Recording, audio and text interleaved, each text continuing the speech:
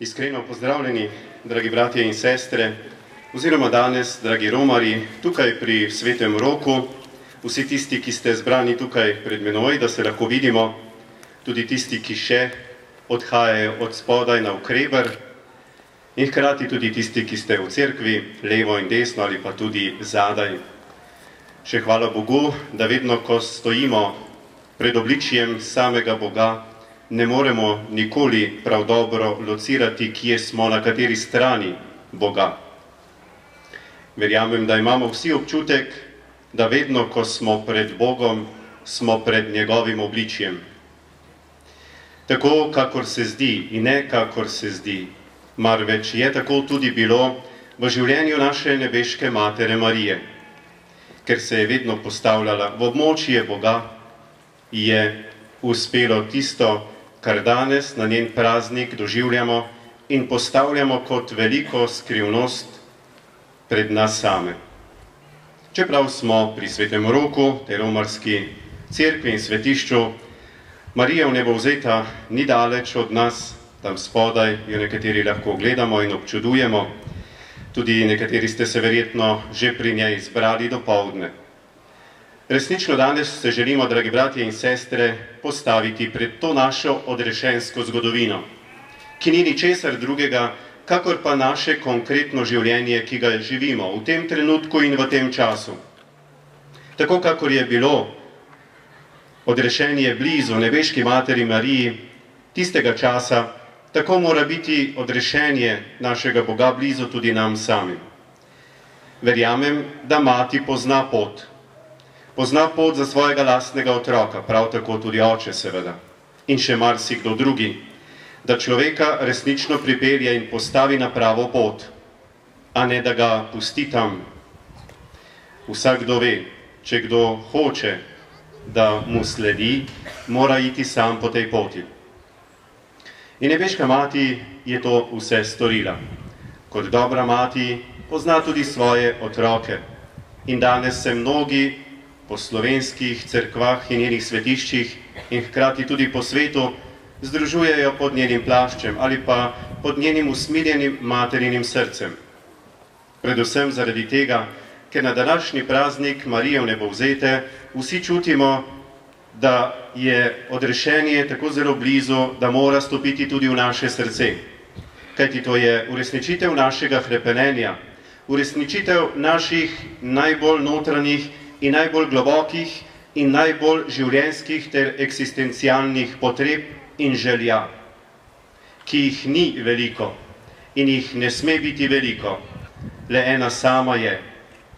Prav zaradi tega je ena sama naša želja in naše hrepenenje, da bi bili odrešeni, da jih ne bi imeli več. Če bi jih imeli več, nikoli ne vemo, katera je tista prava, katero bi izbrali. Morebiti bi izbrali po našem lastnem okusu. Danes eno, jutri bi nam bila po zunanjosti, po vsebini všeč druga, spet po jutrišnjem so nove stvari pred nami, nove potrebe in nove družbene zahteve in družbene norme, po katerih se moramo ravnati in moramo izpostaviti spet tretjo, četrto, peto, šesto željo ali pa ne vem koliko po tistih kriterijih, po katerih se obnaša in jih postavlja tudi svet. Človeku se lahko dobesedno zmeša. Morebiti smo v takšnem svetu in trenutku nekega določenega tavanja, ko lahko v bistvu izberemo vse in čisto vse. In smo v času nenehnih sprememb, nenehnega presnavljanja družbe, človeka, vrednot pa še najbolj. In človeku se resnično lahko zmeša. Kar računamo na prste ene roke, pa teh prstov ni dovolj, moramo računati in pridjati še prste druge roke, pa tudi prstov druge roke ni dovolj, ali bi šli še na prste noge in še na sosedove prste, da bi lahko prešteli v enem dnevu ali pa v enem trenutku spremembe, katerih del smo. Vedno moramo izbrati nekaj novega, vedno moramo izbrati nekaj svežega, vedno moramo izbrati nekaj modernega in najbolj naprednega. Veliko stvari, dragi bratje in sestre, smo v življenju spremenili. Hvala Bogu, veliko stvari tudi na dobro. Veliko stvari nismo spremenili, predvsem tiste, ki bi jih morali spremeniti. Nekatere stvari pa smo spremenili samo zaradi tega, ker jih moramo spremeniti, ker nekateri tako želijo, ter ker nekateri nas tako spodbujajo, da se moramo vedno ravnati in vesti po nekih določenih spremembah, ali so te spremembe prave, ali so te spremembe moralno opravičljive, preprosto rečeno, ali so dobre in so poštene in so dobronamerne, postavljamo v drugi ali pa v zadnji plan.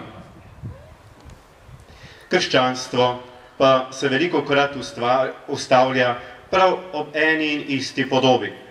In danes nam ta podoba sili naš pogled zgor, k višku, kjer nam nebovzeta govori spet preproste stvari o vrednosti našega življenja, ki ga, bratje in sestre, ne moremo, bom si drznil reči, ne smemo, pa čeprav to zveni ukazalno, ne smemo razumeti zgolj kot romanje na tem svetu, marveč kot romanje tisto večno domovino.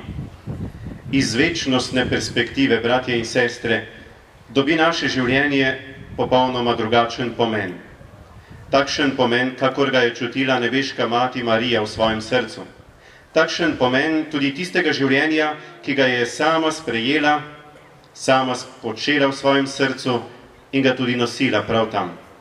Predvsem pa v največji čisti materinski ljubezni je mogla sprejeti to Božjo besedo in jo uresničiti in jo roditi za ves svet.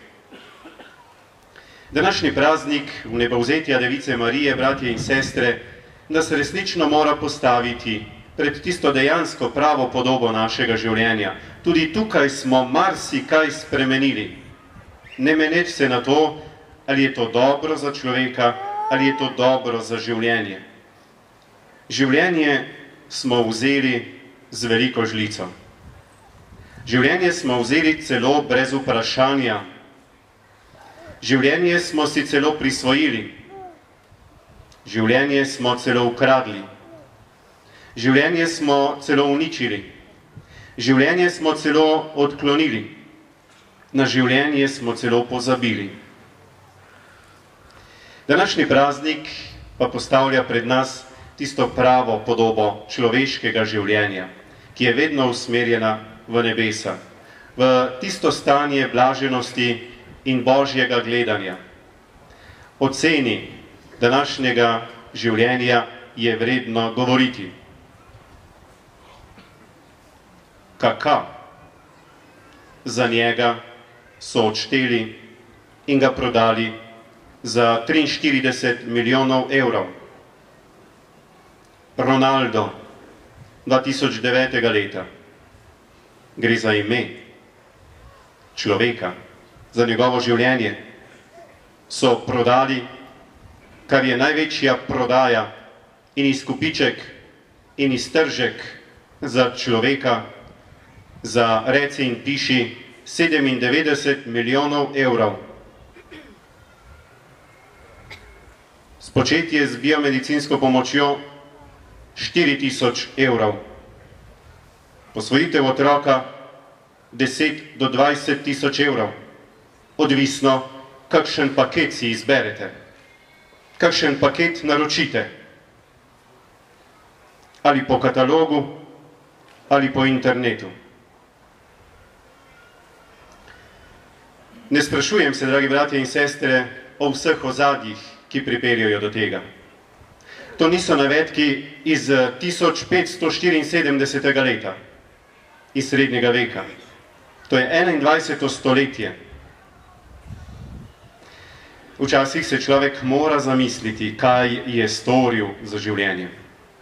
Po kakšnih kriterijih merimo in ocenjujemo človeško življenje.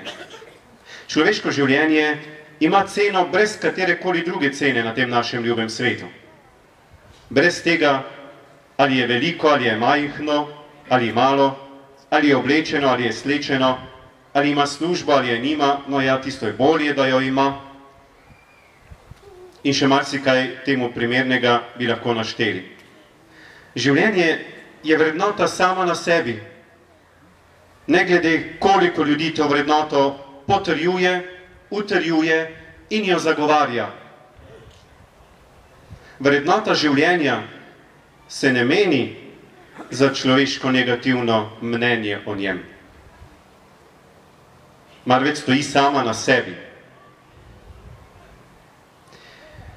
Takšno veliko lekcijo je želela dati tudi neka medicinska sestra v nekem ameriškem velemestu. V tamkajšnji bolnišnici se je rodil slep otrok in umsko prizadet. Seveda so zdravniki vedeli, da se mu piše slaba prihodnost. Starši so se temu otroku takoj odpovedali. Zdravniki v tej bolnišnici pa so se spomnili sestre May, ki je živela nedaleč od bolnišnice. Vzgojila je že 5 takih otrok, ker se je zavedala, da je življenje vrednota sama na sebi, brez drugih pritik, brez drugih prirastkov in pridevnikov. Tako je sprejela tudi tega otroka, ki mu je dala ime Les. Poslovenimo torej ti dve anglosaksonski besedi oziroma imeni v Majo in v Leona. Zdravniki so rekli, sprejmi ga. Njegova prognoza je slaba, verjetno ne bo dolgo živel. Pravi, če bo pri meni, vam zagotavljam, ne bo mlad umrl. Tako se je začela Maja ukvarjati s tem Leonom. Minilo je 5 let, minilo je 10 let, minilo je 15 let. Vedno se je ukvarjala z njim. Bil je torej umsko prizadet, imel je številne bolezni. Po 15 letih ga je vendarle naučila, da je lahko samostojno sedel na stolu, čeprav ga je morala ne sicer privezati, ampak pripeti s kakšnimi vrvicami, da si je ojačal nekoliko svoje atrofične mišice. Ljudje so rekli, ko so jo gledali, ti si nora, samo čas izgubljaš. Samo čas izgubljaš. Če se ukvarjaš s človekom, če ljubiš življenje, kdo si drzne postaviti to trditev, samo čas izgubljaš? Ni se menila za takšna in drugačna mnenja. Ni se dala okužiti temu mnenju. Masirala ga je iz dneva v dan. Veselila se je z njim, jokala je z njim. Ampak bila je v središču življenja. Bolje rečeno, v središču ljubezni.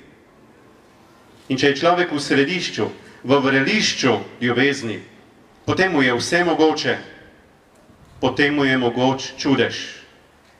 In danes na praznik Marijinega vnebovzetja smo in stojimo pred takšnim čudežem.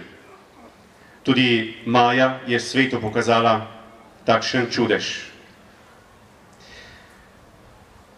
Ko se je nekoč zdelo, da že samostojno sedi, ga je Maja opazila, da je s prsti tako rečeno skoraj da brenkal po vrvici, s katero je bil nekoliko nalahko pripet na stol.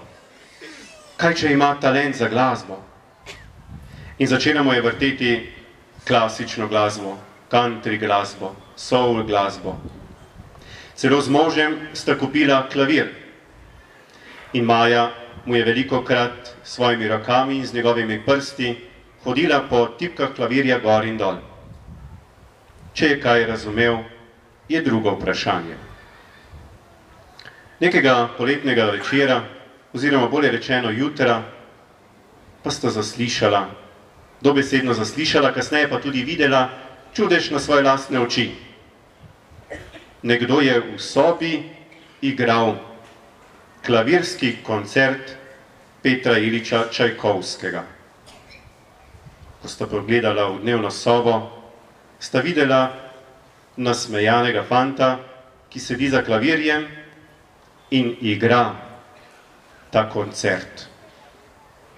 Maja je padla na kolena, vzkliknila je svojo najlepšo molitev in najlepšo zahvalo. Ljubi Bog, iskreno se ti zahvaljujem, ker nisi pozabil na Leona. Leon se je pri 28 letih naučil tudi govoriti. Govoril je počasi, okorno, delal je kratke stavke. Igral je tudi na nacionalni televiziji. Zdravniki so ga opisali, da je Leon umsko moten, a tako zelo nadarjen, čeprav torej s poškodovanimi možgani. In vsi so se čudili temu čudežu.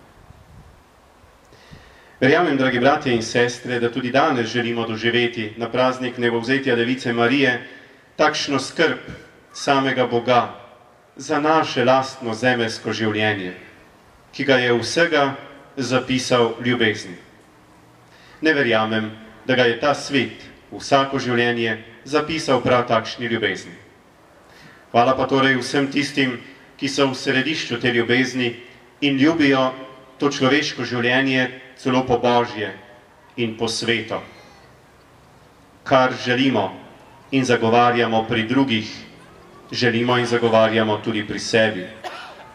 In če kdo izraža, da človek izgublja čas, ko se ukvarja z življenjem s človekom, pomeni, da lahko drugi o njegovem življenju enako trdi. Zato pa je prav, da se v tej radosti in v tem veselju tudi na današnji romarski shod Bogu iskreno zahvaljujemo, ker nam je tudi po nebeški materi Mariji, po njenemu nebovzetju, dal spoznati resnico o ceni našega zemeljskega življenja. Če ga samo cenimo po tehtanju, je to malo. Če ga cenimo po tem, kar imamo, je to malo. Če ga cenimo po preživetih letih, je to malo. Če ga pa cenimo in ocenjujemo po nebeško, po sveto, po Božje, po večnostno, potem ga ocenjujemo prav. Potem ga celo tudi ljubimo prav. Zato ljubezen, ki jo je Bog izkazal najprej po nebeški materi Mariji in po svojem ljubljenem sinu Jezusu Kristusu, se moramo Bogu iskreno zahvaljevati. Imamo nekoga, ki je ljubil do konca. Imamo nekoga, ki je spoštoval do konca. Imamo nekoga, ki nam je pokazal, da bomo tudi mi živeli vso večnost pri Bogu v nebesih. Za vsemi tistimi, ki tja odhajajo pred nami in nekoč nekdaj, tudi s to množico, ki je okoli te cerkve, bomo pri Bogu za vse večne čase. Amen.